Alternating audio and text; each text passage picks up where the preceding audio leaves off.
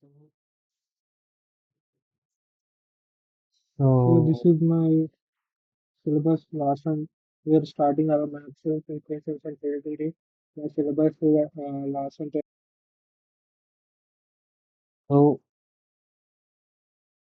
so we, so we are,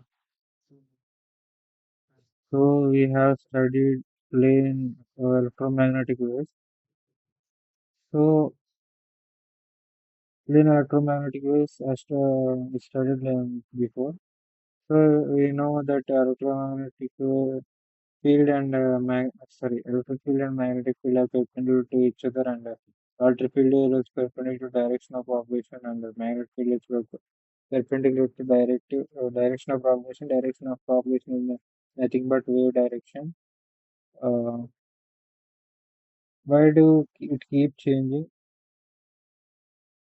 So this is talking about electromagnetic waves. Okay, changing electric field, magnetic field creates a magnetic field, and a changing magnetic field creates an electric field. Then together they can travel through space as an electromagnetic wave. Where does it keep moving? From the Maxwell equations we just learned, Faraday's law, Euler E equals to partial partial derivative of the magnetic flux. Changing this tells us changing magnetic field is creates changing electric field. This tells us changing electric field and the current creates a magnetic field. Uh, so this is Euler H equals to J plus the partial dt. D means electric flux. So we get a cycle E changes, H changes, and then E changes, and the disturbance propagates forward. That's an automatic. Does it need a wire? No. This is extremely important for communication. An electromagnetic wave can propagate to free space. That's how radio, television, and satellite communication, radar, Wi-Fi, mobile communications can work. So plane waves means why it is called plane wave. If you put a plane here, then propagation plane. The electric field has the same value across the plane. So across the plane, the electric field value is same. What is the meaning of this? E and H are present, both are pendulum. So across the plane and electric field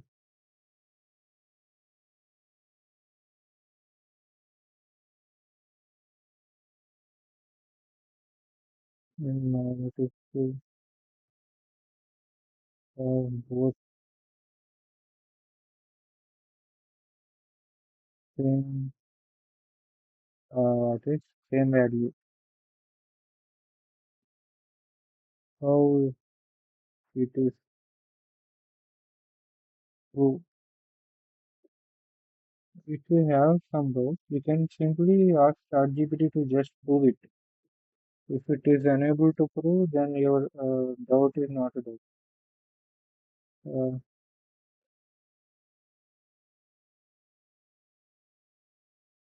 we're asking about an electromagnetic plane waves where the electric field and magnetic field are related in such a way that their magnitudes can look like it's the same value, but this is an important correction.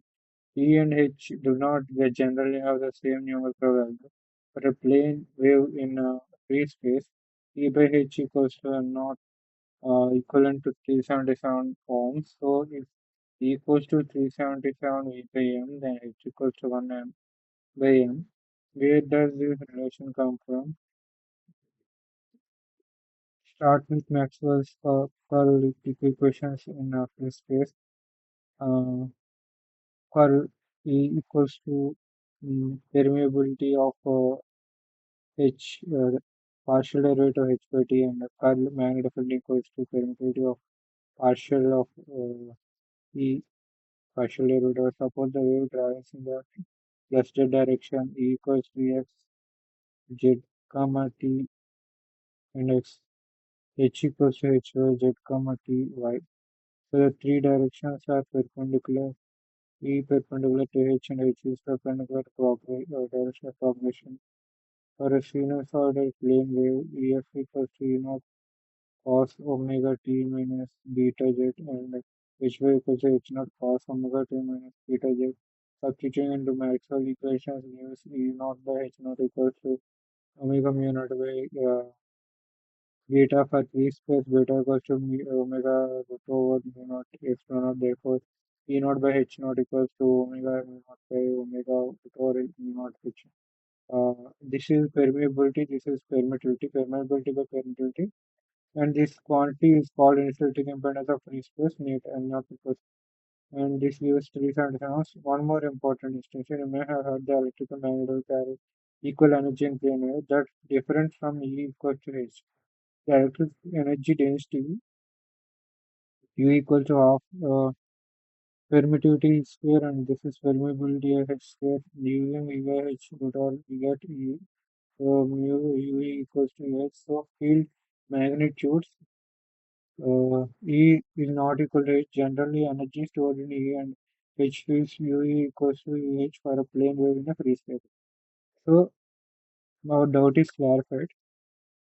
Here E and H magnitudes are not same here. It is talking about energy. The energy in a plane wave is same for both electric field and magnetic field. Here these derivations are all for mm, so our doubt is clarified for equals to 377. I don't know what is derivations. That's not important for now. We have to go to boundary derivation, boundary equation. So next our topic is boundary conditions are the natural next step for Maxwell's equations and electric or magnetic fields. The key idea is boundary conditions tells us what happens to electric and magnetic fields when they cross from one medium to into another. For example, imagine A touching the dielectric or A touching the conductor. This is boundary conditions. Tangential conditions we follow the body. So these are all images. First, understand the boundary. Suppose medium 1 and medium 2 meet a surface. Medium 1, medium 2 meets a surface. This is the boundary. This is medium 1 and this is medium 2. A field at the boundary can be split into two components. Normal component perpendicular to the surface. Tangential component parallel to the surface. This distinction is extremely important. For an electric field, the vector quantity of E equals to vector quantity of En plus vector quantity of Et. For a magnetic field, vector quantity of H equals to vector quantity of Hn plus vector quantity of Ht. So the boundary conditions essentially answer four questions: what happens to normally, what happens to tangentially, what happens to normally, what happens to tangentially. The four main boundary conditions, these come directly from Maxwell equations. Electrical density dQm minus d1 equals to Ps, where Ps equals to surface charge density. So the jump in the normal component of d equals to surface charge present at the boundary. If there is no charge, surface charge d1 equals to d2m. Since d equals to permittivity, we get permittivity 1 e1 and equals to permittivity e2m. Rectified the tangential electric field is continuous E1 equals to E2t under the user electrostatic or Maxwell boundary equation situation with no singular time wherein magnetic flux is an infinitesimal loop. This one is very important for example, magnetic flux density B from Gauss law for magnetism. Del dot B equals to 0, which is given n equals to Btn. There is no magnetic monopole, so the normal component of B cannot suddenly jump. This is B equals to permeability H, we have mu H1 n equals to mu 2 H2n. So what is this saying actually? What are boundary conditions? What are boundary conditions? Boundary conditions are a natural next step for Maxwell equations and electric or magnetic fields. So boundary conditions are a natural process to happen this electric or magnetic fields. Boundary conditions are natural things. Right? Boundary conditions tells us what happens to electric and magnetic fields when we cross from one medium to another medium. One medium to another. The word is little confusing. What is electric field from magnetic field and from medium to. So boundary conditions tells us what happens to electric and magnetic fields when we cross from one medium to into another, electric and magnetic fields. So both at same time or both are different. So when we say crossing mediums, like is it happens for both electric fields and for both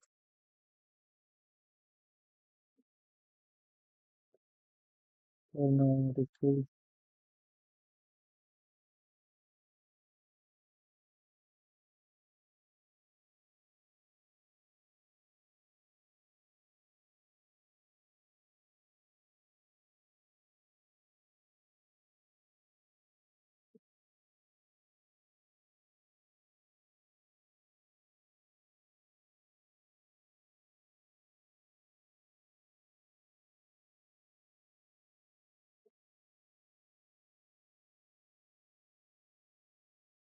Exactly, boundary conditions apply whenever an electromagnetic field goes from one medium to another, but we have to be careful. The electric field and magnetic field don't behave in exactly the same way. Imagine.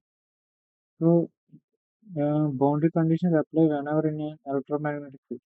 So, electromagnetic field goes from one medium to another. It's not just electric field. It's not just magnetic field. It's electromagnetic field goes from one medium to another medium. But we have to be careful. The electric field and magnetic field don't behave in exactly the same way. Here, what is the medium here? This is medium 1. If you think this is medium 2, this is boundary. When the field reaches the boundary, this boundary, electric field E, the electric field can move a normal component E and A perpendicular to the boundary, a tangential component it is parallel to the boundary. Both components exist, but they follow the different boundary rules. Magnetic field H, same idea. Normal component H and tangential component H3, again they follow the different rules. So you think of it as electric field E and it is magnetic field H and HT. And similarly, often you use D for electric flux and density and then B for magnetic flux density. D equals to permeability and P equals to permeability H.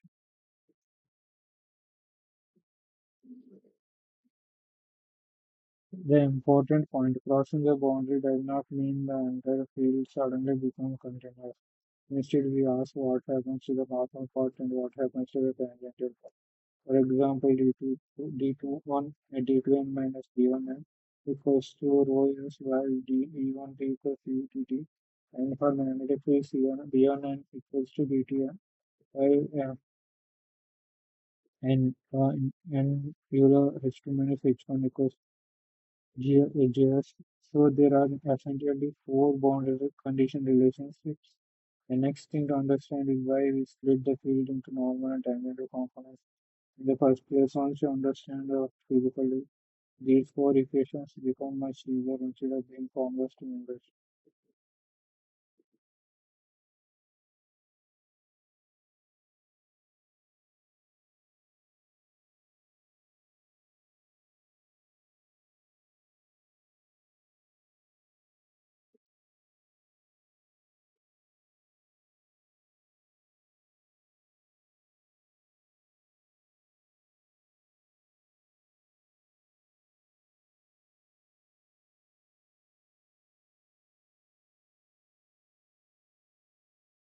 So what exactly here mediums mean?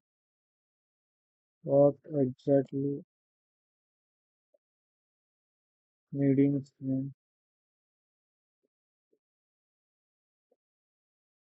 Like electromagnetic waves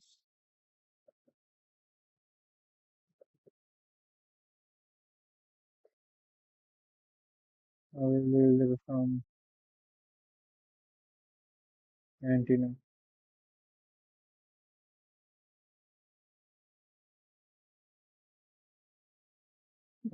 Yes, this is exactly the right question to ask before continuing boundary conditions. When we say medium, we simply mean the material or region to which the electromagnetic field exists above it. It does not necessarily mean a solid object. Think about your antenna. Antenna can radiate an electromagnetic wave like this. EM wave antenna is the wave leaving the antenna initially travels to air. So medium one equals to air, EM wave propagates to air. If that wave then encounters something else, for example a glass window. So medium one, so it is a glass.